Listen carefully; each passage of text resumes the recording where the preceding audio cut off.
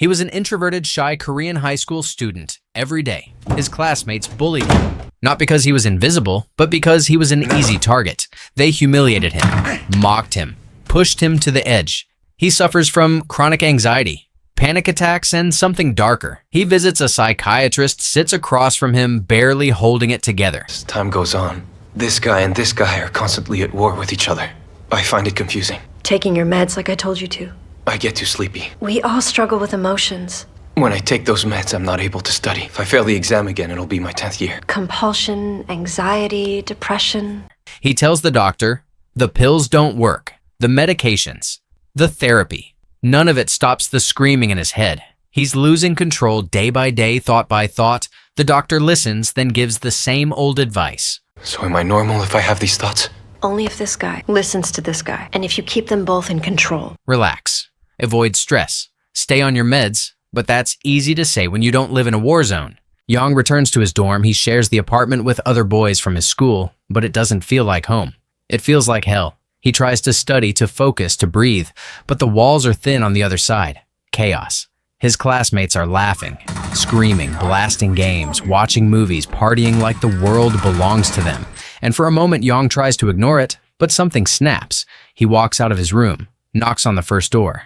He asks one of them politely to turn it down just a little. The guy turns to him, smirks, and says, You know the guy in Unit 306? Keep hearing a woman moaning in his room. He's sneaking his girlfriend in. Hey, alright, you're like a broken record, you know that? If a rule's been made, then it should be followed, so why? Listen to me, man. You can't stay cooped up in your room all fucking. Go outside and you gotta lighten up. Stop being so lame. He'll play as loud as I want, then goes right back to shouting into his headset. No respect, no care, no humanity. Yang clenches his fist but walks away. He knocks on another door.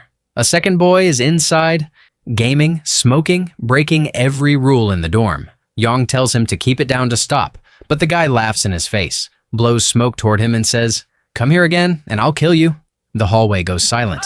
Other students peek out watching Yang like he's a bug under glass. The boy goes back inside, still yelling, still laughing, like nothing happened.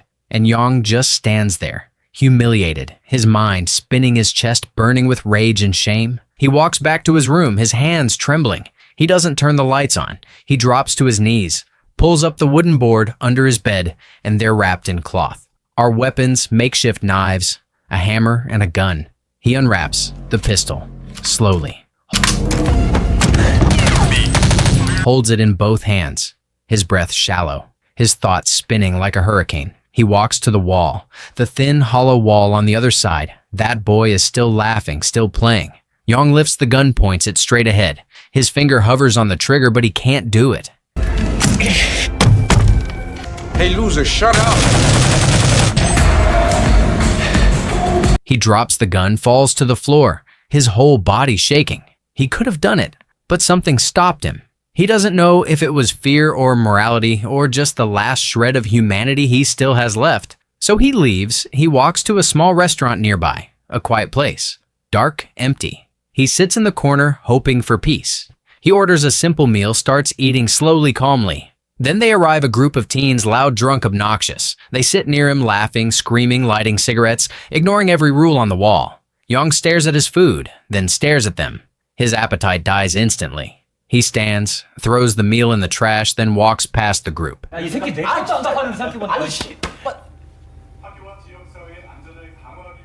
He doesn't say a word, just points at the sign on the wall. No smoking, no drinking, no yelling, then walks away. The teens look at each other confused. Some laugh. Others whisper they think he's crazy.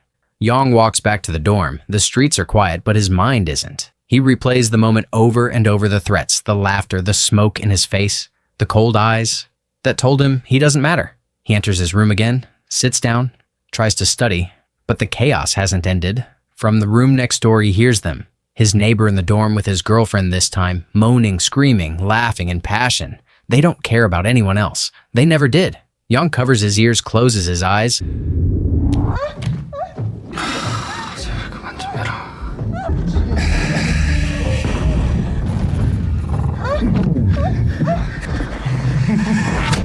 Shut up, for fuck's sake! I'm right next door!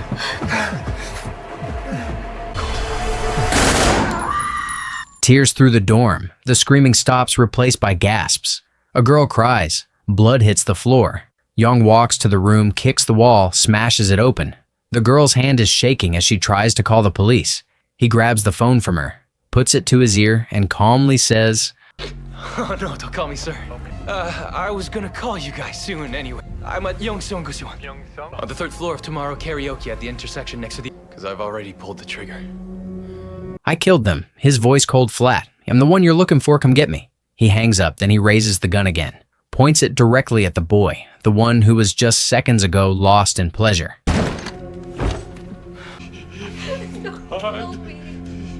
Motels aren't even that expensive. This is on you. And without a word, he pulls the trigger. Blood sprays across the floor. The girl screams. Yong doesn't flinch. The gun is still warm in his hand and he's not done. Someone opens the door behind him, a classmate. He saw everything.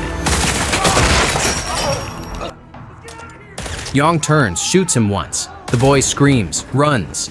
Yong reloads, walks after him. He follows the blood trail, corners the boy at the end of the hallway. He begs, please don't, please!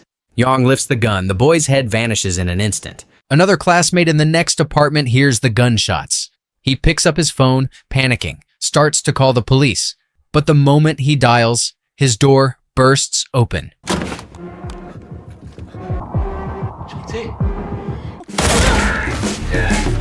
Then turns back to the boy he shot earlier, the one who was still alive, crawling, crying. He walks up slowly. The hallway is soaked in blood. He kneels, presses the barrel to the back of the boy's head, and ends it. No hesitation, no mercy. This isn't about justice anymore. This is revenge. This is pain turned into fire. He loads the gun again, walks through the dorm step by step. Which one of you fuckers ate my myorchijorim? But what truly broke him didn't start tonight. It began years ago, in the dark corners of his mind. Memories return. He was just a kid. A terrorist attack ripped his entire family away in front of him. He sat alone in a cold police station, covered in blood, trembling while officers tried to get answers. He saw a gun on the officer's belt, and something in him changed. From that moment, his obsession with weapons began. Not because he wanted power, but because he never wanted to be helpless again.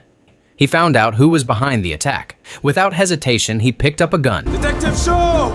The kid has a gun! Don't do it! Nobody move! Come on. Shut your fucking mouth! What are you waiting? Go!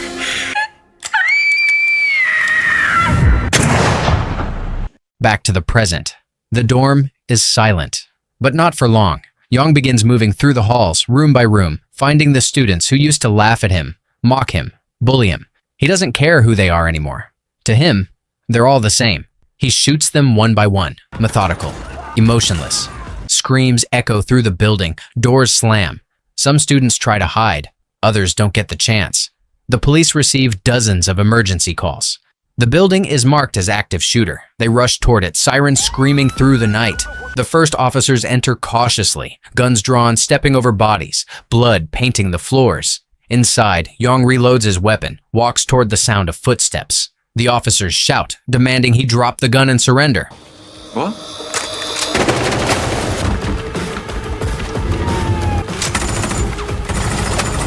But he doesn't listen. He fires first. Chaos erupts. Bullets fly both directions. One officer is hit, another drags him to safety. The police fall back, realizing this isn't just some angry kid. He's trained, cold, deliberate. Then Officer Lee Do arrives, a former general, decorated and fearless. He steps out of the van, studies the scene, then enters the building alone. Inside, he can hear the gunshots and screaming, but he keeps moving forward. He knows Yong isn't just lashing out.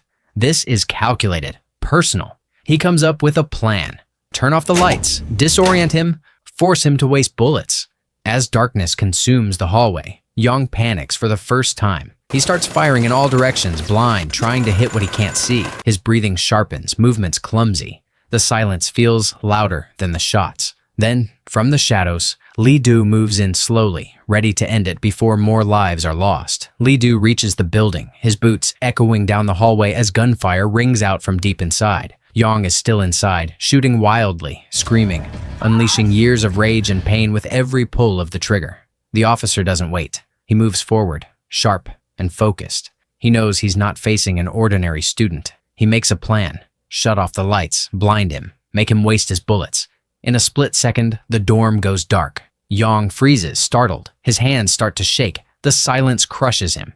Then he snaps, opening fire in every direction, shooting blindly, panicked, confused, unloading his weapon with no target in sight. His breath grows heavier, steps frantic as he stumbles through the darkness, not knowing where the enemy is or where the end will come from. Yong keeps moving through the dorm like a shadow of death, shooting everything in his path, blind to who's in front of him. Bullets rip through walls, doors, flesh. He doesn't stop, doesn't think. Another officer appears, frozen in fear, as Yong turns to him and raises the gun. But just before he pulls the trigger, Li Du charges in from behind, grabbing Yong by the head with both hands and slamming it into the concrete wall. The impact is brutal. Yong's body goes limp, the gun falls to the floor, and for the first time, silence returns to the building. Backup rushes in. Police swarm the dorm, securing the scene. Paramedics begin treating the injured. The dead are counted, and the blood-soaked nightmare finally comes to an end. Yong lies unconscious, face pale, his rampage over. The first part of the story closes here, but this is just the beginning. Stay tuned for part 2.